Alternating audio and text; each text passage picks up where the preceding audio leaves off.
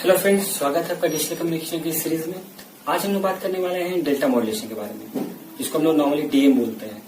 तो अब तक का आपका ये वीडियो जहाँ तक आपको याद होगा, मैंने जो डिस्कस किया था कि बेस्ड ऑन मॉड्यूलेशन के बारे में हम लोग बात कर रहे थे कि पीसीएम में बैंडविड्थ क्या था, फिर बीसीएम में बैंडविड्थ ज्यादा होने की वजह से उसका कोई नया मॉडिफिकेशन क्या है डीपीसीएम है। तो मॉडिफिकेशन फैक्टर वहाँ पे क्या था, बैंडविड्थ था। हम लोग कोशिश ये कर रहे थे कि किस तरह से भी बैंडविड्थ को कम करते चले जाएं, ताकि सिग्नल का बैंडविड्थ कम हो जाएगा तो हम लोग चैनल का यूटिलाइजेशन अच्छा से कर सकेंगे। तो हम लोग अभी तक डीपीसीएम समझ चुके हैं कि मतलब पीसीएम से कम बैंडविड्थ डीपीसीएम में लगता है। अब ऐसा क्यों? कि वहां पे हम लोग एन वैल्यू घटा पा रहे थे, डायनेमिक रेंज घटा पा रहे थे, जिसकी वजह से एन घट जा रहा था। तो हम लोग जानते हैं बैंडविड्थ का क्या आपका नंबर ऑफ बिट्स के प्रोपोर्शनल रहता है।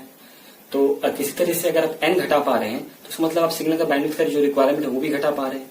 ठीक है, अब हम लोग चाहे और कोई तरीका किस बैंडविड्थ को और भी कम किया जा सके। तो जो हम देख रहे हैं बैंडविड्थ क्या है, एन के प्रोपोर्शनल है। तो एन को कम करना मतलब क्या, बैंडविड्थ कम करना। तो वहां डीपीसीएम में पीसीएम से एन का वैल्यू कम तो हुआ था, तो उसका और कितना मिनिमल लिया जा सकता है, हम लोग यहाँ इस पे बात करने वाले हैं। तो नंबर ऑफ बिट्स पर सैंपल एन तो वही डिनोट करता है। तो एन का मिनिमल क्या ले सकते हैं, 1 ले सकते हैं। 1 से कम तो नहीं ले सकते ना। तो डीएम इसी कॉन्सेप्ट को लेकर मतलब इस मॉड्यूलेशन स्कीम के बारे में बात किया जा रहा है। हम लोग यहाँ पे क्या करने वाले हैं कि आपका जो भी सैंपल्स है जिसको आपको इनकोड करना है, उसको हम लोग एक बिट से इनकोड करने वाले हैं। मतलब यहाँ एन का वैल्यू हम लोग 1 लेने वाले हैं। इसलिए बहुत बार क्या होता है कि हम लोग डीएम को, डेल्टा मॉड्यूलेशन को 1 बिट डीपीसीएम ही बोलते हैं कि डीपीसीएम में ही अगर आप जो एन का वैल्यू 1 ले लेते तो उसको डीएम बोल सकते हैं। तो मेन यहाँ अजीब बात ये है, थोड़ा डिफिकल्ट भी लगता है डेल्टा मॉड्यूलेशन, इसलिए क्योंकि नॉर्मली हम लोग ये समझ में आता है कि हाँ एक कोई सैंपल है, हम लोग इनकोड कर रहे हैं, समझ में आता है। लेकिन कुछ भी सैंपल्स आ रहा है उसको हम एक ही बिट से इनकोड कर रहे हैं, ये बात थोड़ा इलॉजिकल लगता है, थोड़ा समझने में दिक्कत भी होता है। क्यों? एक बिट्स मतलब क्या, हम क्या बताते हैं, जितना बिट्स रहेगा उतना पॉसिबल हम लोग लेवल्स बना सकते हैं, उस लेवल्स में इनकोड कर सकते हैं। मतलब अगर आपका 2 बिट रहता था तो 4 लेवल्स में आप सैंपल्स को इनकोड कर सकते थे, 3 बिट रहता था तो 8 लेवल्स पे इनकोड कर सकते थे। बट अगर आप एक ही बिट से हर सैंपल को इनकोड करने जा रहे हैं तो आपके पास 2 ही पॉसिबल लेवल्स है, 2 लेवल्स है। तो हर सैंपल्स को 2 ही लेवल में इनकोड करना तो पॉसिबल भी नहीं है। तो यहाँ होता क्या है, एक्चुअल जो कॉन्सेप्ट है, हम लोग यहाँ पे सैंपल्स को इनकोड करते ही नहीं है। तो जैसे कि पीसीएम में लोग सैंपल्स को इनकोड करते थे, डीपीसीएम में क्या करते थे, डिफरेंस ऑफ सैंपल्स को इनकोड करते थे। बट डीएम में क्या है, ना ही सैंपल्स को इनकोड करते हैं, ना ही डिफरेंस ऑफ सैंपल्स को इनकोड करते हैं। हम लोग यहाँ क्या करते हैं, हम लोग ये लॉजिक लगाते हैं कि जो सैंपल्स है मेरा, उसमें जो 2 कंसेक्यूटिव सैंपल्स है, अगर उसका डिफरेंस पॉजिटिव है तो उसको एक लेवल पे इनकोड कर रहे हैं, 1 से इनकोड कर रहे हैं। और अगर वो 2 जो कंसेक्यूटिव सैंपल्स है उसका डिफरेंस नेगेटिव आ रहा तो उसको हम दूसरा लेवल पे इनकोड कर रहे हैं, मतलब 0 से इनकोड कर रहे हैं। इसी लॉजिक के हिसाब से मेरे जो भी सैंपल्स है उसको हम अप्रोक्सीमेट कर रहे हैं एक तरह से। ठीक है, तो अप्रोक्सीमेशन करने से ये एक तरह से स्टेयरकेस वेव फॉर्म बन जाता है।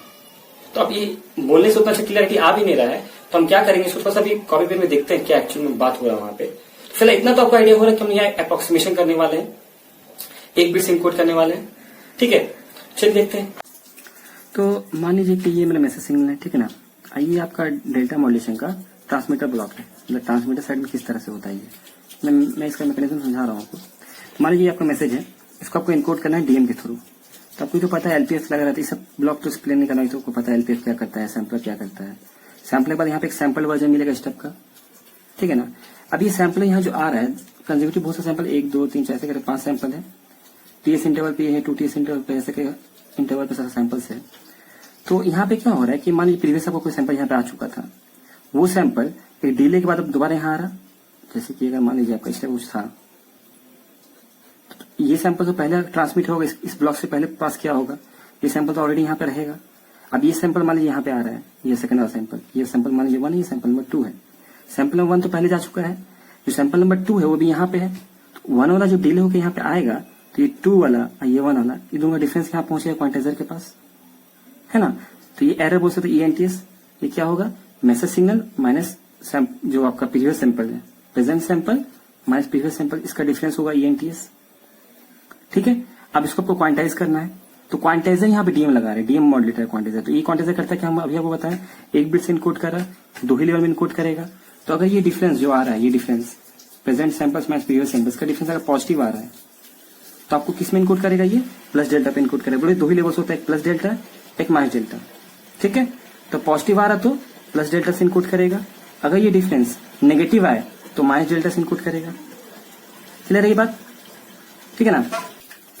तो यहाँ जो डेल्टा है, ये बात मैं यहाँ बता देना चाह रहा हूँ, ये डेल्टा वो वाला नहीं है जो क्वांटिज्म में पढ़े थे कि डेल्टा इक्वल टू 2am/L, ये वो नहीं है।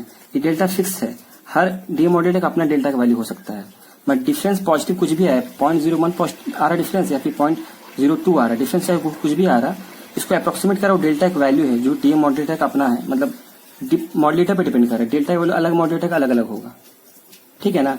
तो प्लस डेल्टा माइनस डेल्टा पे इनकोड कर रहे हैं, पॉजिटिव आने पे प्लस डेल्टा से सैंपल्स को इनकोड करेंगे और नेगेटिव आने पे माइनस डेल्टा से इनकोड करेंगे, ठीक है। तो मान लीजिए आपका डिफरेंस पॉजिटिव आ रहा है तो प्लस डेल्टा, फिर पॉजिटिव आया, फिर प्लस डेल्टा, फिर पॉजिटिव आया, फिर प्लस डेल्टा, मतलब जब नेक्स्ट जो डिफरेंस आ रहा है वो नेगेटिव आ रहा है तो माइनस डेल्टा, फिर नेक्स्ट जो डिफरेंस आ रहा है वो नेगेटिव आ रहा है फिर माइनस डेल्टा। प्लस डेल्टा का मीनिंग क्या हुआ, 1 से इनकोड, माइनस डेल्टा का मतलब 0 से इनकोड। तो इनकोड कैसा हो गया, 11100, 3 बार प्लस आया था, 2 बार नेगेटिव आया था, ये हो गया इनकोड। हम यहाँ पे इनकोड कर चुके हैं।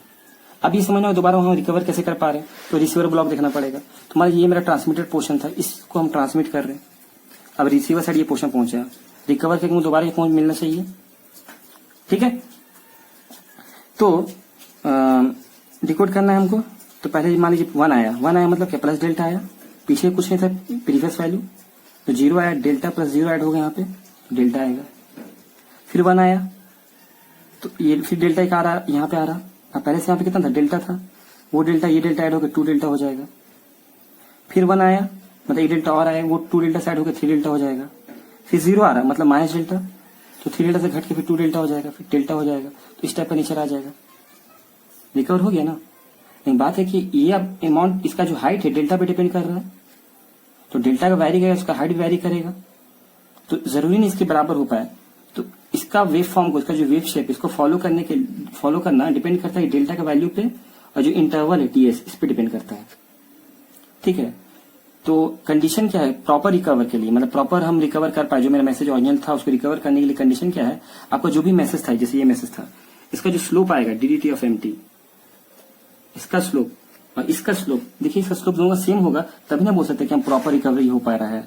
अगर मान लीजिए कि इसका जो डेल्टा लेवल इतना कम है कि औसत उठा, मतलब औसत वेव फॉर्म ले ही नहीं पा रहा है, इस टाइप का मान कुछ हो जाएगा, तो इस टाइप का कुछ हो जाएगा, जबकि एक्चुअल मैसेज में थोड़ा ज्यादा हाइट था, तो दोनों सिग्नल तो अलग अलग हो गया ना।